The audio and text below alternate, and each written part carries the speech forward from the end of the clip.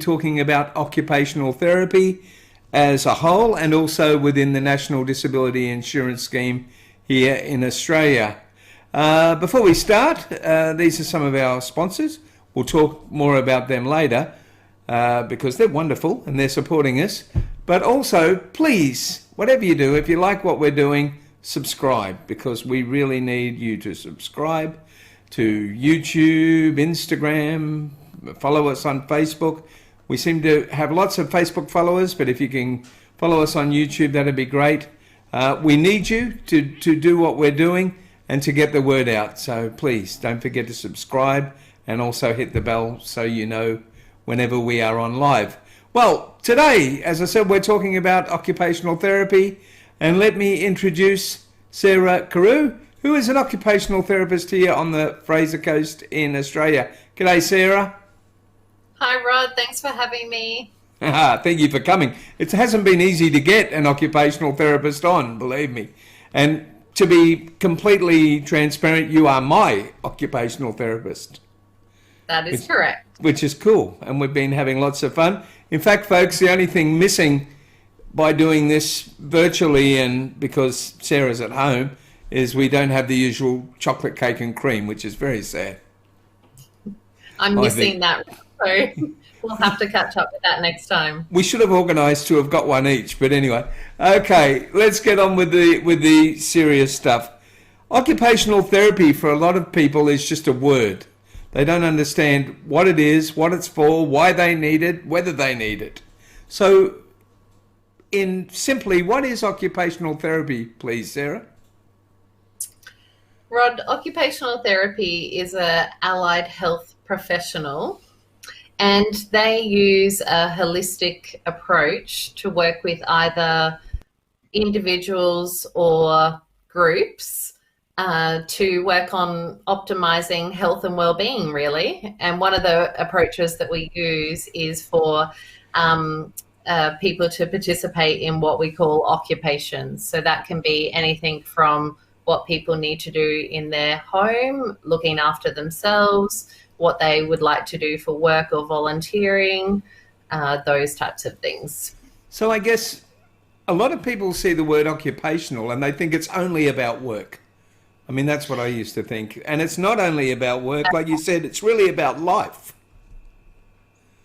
Absolutely, yeah. So the word occupation in occupational therapy is really talking about activities, if you like, or roles that people need to or want to participate in. It can be anything from a leisure activity, so knitting or painting, or like I said before, something that people need to do in their daily life, toileting, showering, cooking, all of those things. So that's what we're referring to when we talk about occupation. Okay, so that kind of leads into the NDIS section of, or the National Disability Insurance Scheme, marriage with occupational therapy, because the National Disability Insurance Scheme is also about your whole life, making a better life, isn't it? Absolutely. So there's a lot of alignment between the philosophies and the NDIS. So they're looking at some of those things that I was talking about before. So self-care, productivity, leisure. So there's definitely an alignment there. See, in the NDIS, and I am looking at my notes as well, in a lot of cases you need to get approval and run things through an occupational therapist. So the NDIS seems to be relying on occupational therapy to help assist not only the client, but also them. Would that be correct, do you think? Yeah, there's some truth to that. There's actually some big changes coming, Rod, that's probably discussed on another topic, because I'm not familiar with all of those. Just talk that the NDIS will be employing what they call an independent assessor. So like I said before, probably best for another topic, but certainly one of my roles as an occupational therapist is I receive a lot of referrals from support coordinators to complete what we call a functional occupational therapy assessment. So all of those things that I was talking about before, it's my role to assess a person and recommendations about what their needs might be on the NDIS and how they might be able to reach their NDIS goals. See, there seems to be a lot of sweeping changes being mooted in the NDIS, and I really hope, from a participant's point of view, that it doesn't narrow our choices. Because one of the great things about the NDIS is having a choice, and because you're local, somebody from Simple Solutions actually recommended my support coordinator, who recommended you, and you all work together, and it makes for a very, very conducive arrangement when you all know each other and you can all work together. So you don't really want to break that sort of system up and have all of a sudden be arbitrarily given somebody. That would ruin some of the spirit of the NDIS, I think. I understand your concerns. I think a lot of people share those too, Rod. But that's been one of the things that I've enjoyed. I'm new to the Fraser Coast. I've lived here for nearly a year. And that community spirit that you're talking about before is something I'm really enjoying being a part of. So working with lots of individuals and groups and support coordinators and all of the community programs that we have on the Fraser Coast is something that I'm really enjoying. It's a great little community, and there are a lot of those communities around the nation and indeed around the world. And using local networks is really the best way to get good service, I think. But to move on from that, specifically in the NDIS, what sort of things do they need an OT to approve? Because OTs, or occupational therapies, have to approve a lot of purchases and services. Can you tell us a little bit about that, please? Yeah, so one of my other main roles, I suppose, as an OT is to complete what we call equipment trials and applications. So under the NDIS, there is an energy report, if you like, and that's my role to work with a client to discuss what equipment they may need to reach their NDIS goals. And we explore all of the equipment and submit an AT request or application to the NDIS, and they consider that application and may or approve it depending on their guidelines. I mean, basically, I'm looking at a new wheelchair, for example. Now, I have to put that through an OT, which I think is a good thing. And how does something like that work?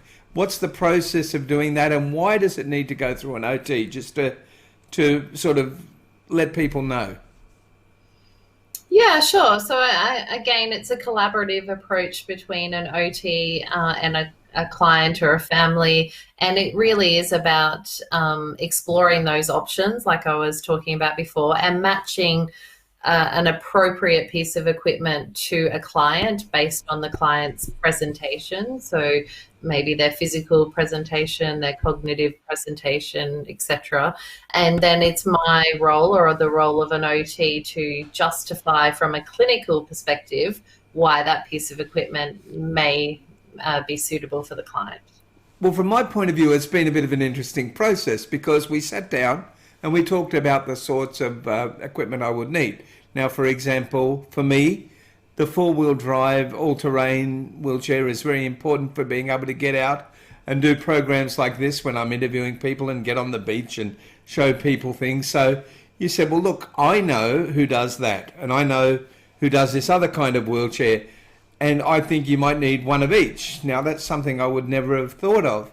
But in looking at it that way, you are setting me up with the equipment I need to have, I use this word for fun, a normal existence, or an existence that is a lot easier.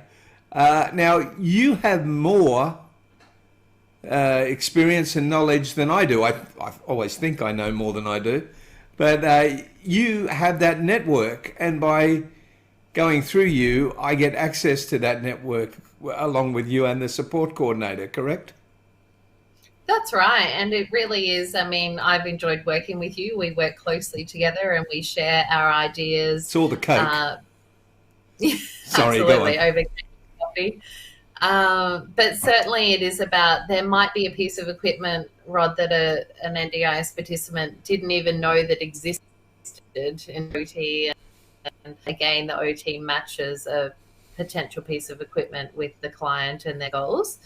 So really, it's a collaborative approach. And yeah, we like to introduce our clients to pieces of equipment that they may or may not be familiar with.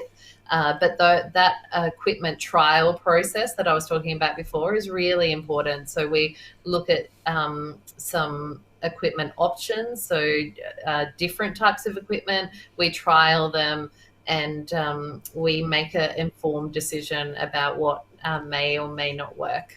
Well, for me, I've been always one of those sort of people that goes to the doctor and he says, and I'm quite ill, and he says, "How are you?" And I go, "I'm pretty good, thanks." I don't know why I'm at the doctor, I have no idea. But by talking with you, you've brought up things like a water kettle that is on a cradle, so now I won't have this horrendous risk that I always run of burning myself, which I have done in the past. So by working with an occupational therapist, you can point out things that really are help to assist in my life, I guess. With that in mind, who makes the decision? If you say, yes, Rod, you need this piece of equipment, how much say do you have with the NDIS in whether I get it or not, I guess? Yeah, so it's my role to use my clinical judgment and my experience to complete those applications that I was talking about before. Not every piece of equipment, I should say, needs an application. There's different categories under the NDIS in terms of the type of equipment that might need. But say we're talking about the wheelchair, yeah, it's definitely my role to make some recommendations in a report, demonstrate to the NDIS why, in my experience, I feel it's reasonable and necessary, and they're the key words in the NDIS, reasonable and necessary lines that they use to, I suppose, consider the applications that are in front of them. And they get back to the occupational therapist and the participant and let them know either, yes, it has been approved, or no, it hasn't because it hasn't met these guidelines. And they're the reasonable and necessary guidelines.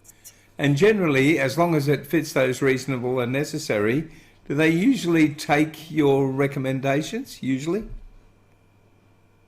I've found that a lot of my applications, to be honest, have been successful. I've worked in the NDI space for a long time, and yeah, my applications are generally successful, and they make a real difference to the participants, and that's the whole idea of it.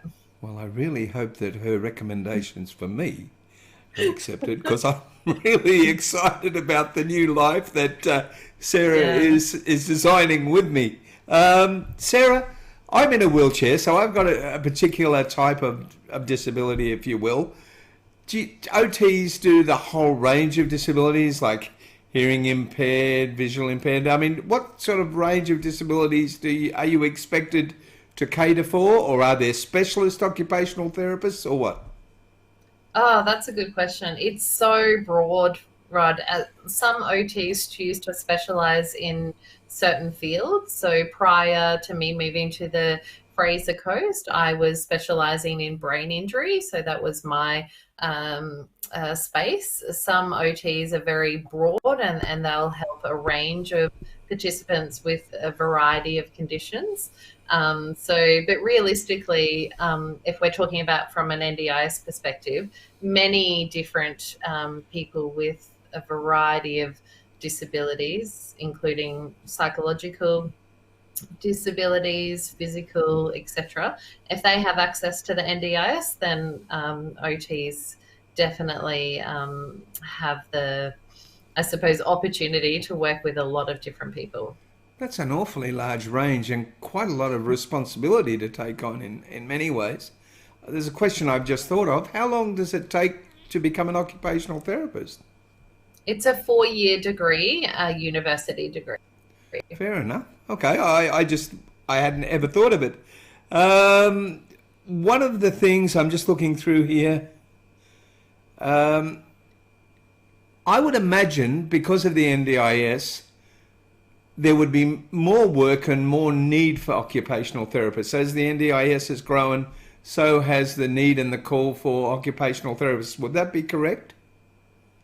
That's definitely my experience, for sure. And moving to the Fraser Coast, there's a lot of long waiting lists here that I wasn't aware of when I first moved into this area. So that's unfortunate, to be honest, that there's a lot of people on the Fraser Coast that are waiting a really long time to see an OT. But it also brings up a concern for me because with this influx of new OTs, some of them wouldn't have a lot of experience, some of them maybe, this is a terrible thing to say, but some of them might be, how will I put this politically correctly? Some occupational therapists are in there and more than 50% of the reason they're in there is to help people. Some are in there because it's just a financial decision to do that for an occupation, if you like.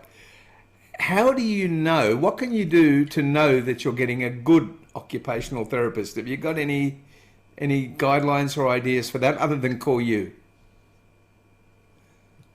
Thanks, Rod.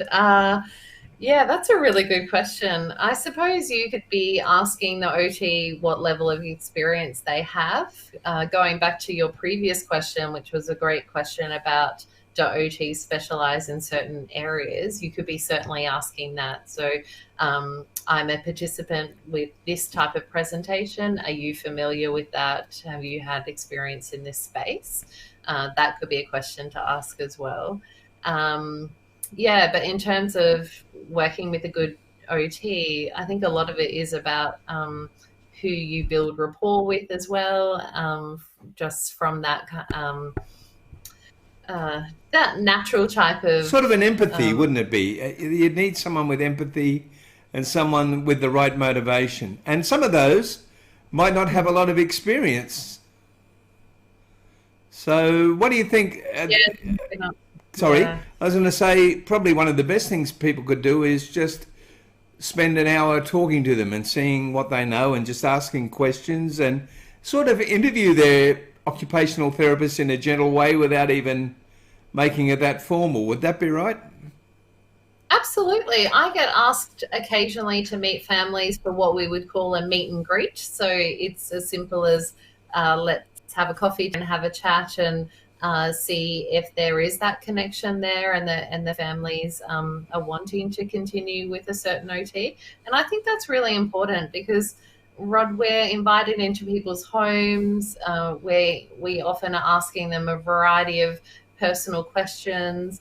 When you're working with an OT with some of these processes that we've been talking about, so for example, a prescription for a pack sometimes. So, you know, you need to make sure that you're working with the right OT for you over probably an extended time. But definitely asking those questions about do you have experience in this space? What's your experience in the NDIS space? Certain businesses will have, you know, the way that they support their new staff. I think and if you're a parent, I guess, watch how they react with your child and make sure that they include the child and don't talk down to them and things like that, so that the children can be taught a sense of self-worth from the very beginning, I think is important. We're probably getting a bit off topic, but it's kind of fun. Just on that, do you think it's a frustrating or a rewarding career? Oh, definitely rewarding. I mean, every job has its ups and downs, and there's challenges as an OT, as there would be in a lot of industries. But I love my role, and a lot of the OTs that I taught to really enjoy their roles as well. And it's very rewarding. It's wonderful. And the NDIS provide a lot of opportunities for people to receive treatment that maybe they didn't receive before, pieces of equipment like what we've been talking about, you with your dream of the X8 all-terrain powered chair, those types of things, when they are approved and they're delivered and you see the smile on your client's face, that's what makes me I must say I can't wait, but I've also been really looked after by Pride in the past, and you told me I could still use them for other areas of my life because they don't do a full. But I mean, absolutely yeah, because recommend both. yeah. So there's just so many questions that I have, but without mentioning names or places, is it possible, and if not, just say you can't, to tell us a story of something that you've seen happen that has just brought a lot of joy, something you've been part of with a client that has really brought some joy to your face or to your life? Can you think of one? Oh, so many. Definitely going back to what pieces of equipment that people have not been able to access before. So it could be a new wheelchair, it could be a vehicle in terms of the modification. It could be a new bathroom that people now feel safe in to shower. One of my passionate areas is around equine therapy, so I enjoy working with children and adults with animals. And that's why you like my dog. I love your dog. I think we've got a lot in common in that space as well. Yeah, so there are so many, Rod, honestly, and I mean it when I say that some of these changes are life-changing for people. Absolutely. Let me see if I can introduce my dog to people for a minute. Rocky, come here. I'm training Rocky to be an assistance dog. Rocky, come. You can see how obedient he is. He's asleep. Rocky, come here, quick. Come on. He's been taught to stay away when I'm interviewing. Come around here, quick. Come on, up, up. Can you? There you go. There you go, Rocky. That's the other disadvantage of doing this virtually is I don't get a cuddle. Don't get a fat from Rocky. Ah, that's funny. But look, be honest, one last question in regard to that last one, because I know I would be. I would find myself in tears all the time. Does it happen to you when good things happen? When you see somebody with a new piece of equipment or changing their life, have you ever just had a little bit of a quiet tear? I'm going to have to admit to that, yes, I have. I know I have too, just watching it from afar. Yeah, I absolutely have, and that's okay. That means that we do care. Yeah, I've had a few little tears, most of them happy tears. So that's the best thing. Now, just one other question before we finish. I don't want to concentrate on COVID-19 because this will be around for a while. This interview, and perhaps and hopefully when people are watching it, the COVID situation will have passed. But for right now, it's difficult in some ways because you can't do everything face to face. So there's a lot of Zooming and a lot of virtual meetings, but some things just have to be face to face, don't they? So how are you balancing that? I'm lucky, Rod, because I used some teleconference and telehealth platforms in my previous role prior to COVID-19. So I felt relatively comfortable with the changes. Other people, not so much, and that's okay. It was a big change for a lot of us. But I think it's a wonderful opportunity, really, to even use telehealth a little more, even when things settle down with COVID-19. Face-to-face consultations absolutely have their place, and that's one of my favorite things about my job. But I think using telehealth is also really important for a number of reasons. There would even be a group of people, maybe a small subset of people, that in the beginning would possibly be even more comfortable with the virtual communication. Maybe they're embarrassed, or maybe they're a little bit awkward and they need to get to know you first before they invite you into their home. Exactly. Yeah, absolutely. And for people that live rurally or that, like I Of said course. before, if there's a waiting list for OTs, there might be access to an OT virtually, more quickly than there is for face to face. So definitely something to explore more. Okay. Well, Sarah, hopefully we can get you back again sometime. Don't go away because I'm going to have a chat to you when we finish. So just hang fire for a sec.